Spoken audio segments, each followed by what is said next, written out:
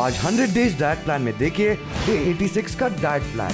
Breakfast में vegetarians और non vegetarians दोनों के लिए रेड राइस, इडली, चटनी और सांभर।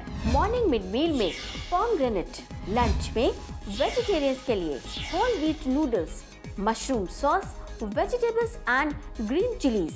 नॉन वेजिटेरियंस के लिए whole wheat noodles, mushroom sauce, vegetables, green chillies, साथ में एग।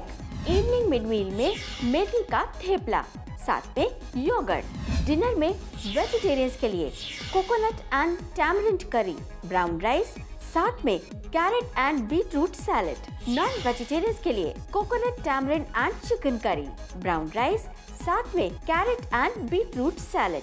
अगर आपको हमारा ये वीडियो पसंद आया है, आप इसे लाइक और शेयर जरूर करें।